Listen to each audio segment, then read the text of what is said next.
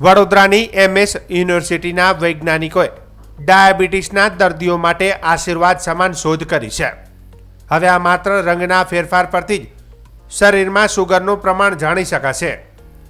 અત્યાર સુધી મોંઘા પરીક્ષણો અને વિદેશી મશીનો પર નિર્ભર રહેવું પડતું હતું, પરંતુ સામાન્ય માણસને પરવડે તેવી આ સ્વદેશી ટેકનોલોજી હવે નિદાનની દિશા બદલી નાખશે. વિજ્ઞાન જ્યારે માનવતાના કલ્યાણ માટે કાર્ય કરે ત્યારે ગૌરવની લાગણી થાય. વડોદરાના સંશોધકોએ તાંબાનો ઉપયોગ કરીને એક વિશેષ નેનોઝાઇમ વિકસાવ્યો છે.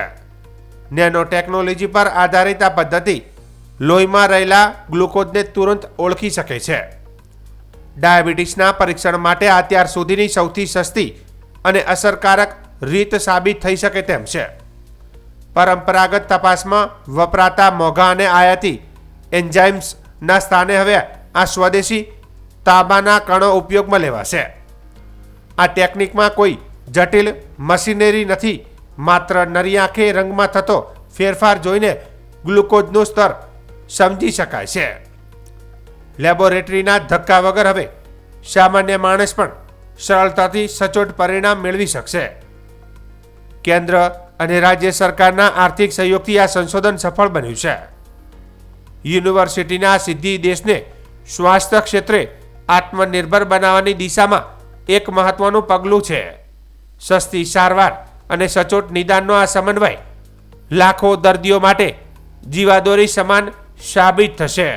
અમે અત્યારે એક બાયોસેન્સર ડેવલપ કર્યું છે કે જેમાંથી આપણે ખાલી એક સિમ્પલ કલર ચેન્જથી ડાયાબિટીસ છે કે નહીં એ આપણે ડિટેક્ટ કરી શકીએ છીએ. તો એની માટે એક નેનો કોપર, આપણે સિમ્પલ તાંબુ જેને કહીએ કોપર, એમાંથી અમે નેનો પાર્ટિકલ્સ કે નેનો કમ્પોઝિટ બનાવ્યું છે જેને અમે નેનો એન્ઝાઇમ કહીએ છીએ અને એનાથી આપણે ग्लूकोज सेंस के ग्लूकोज डिटेक्ट कर सकते हैं.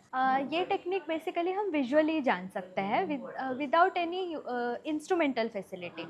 आपको स्ट्रगल करना नहीं पड़ेगा, आपको लैब्स जाना नहीं पड़ेगा, आपको विजुअली ही नज़र आ जाएगा कि आपके बॉडी में कितना ग्लूकोज का लेवल है. એટલે અમારા યુનિવર્સિટીમાં અને અમારા ડિપાર્ટમેન્ટમાં ઘણી બધી ફેસિલિટીઝ આના માટે, કારણ કે આ બધા રિસર્ચ માટે ઘણું બધું સોફિસ્ટિકેટેડ અને કોસ્ટલી ઇન્સ્ટ્રુમેન્ટ્સની જરૂર પડે, જે અમારા ડિપાર્ટમેન્ટમાં ઘણી બધી ફેસિલિટી છે.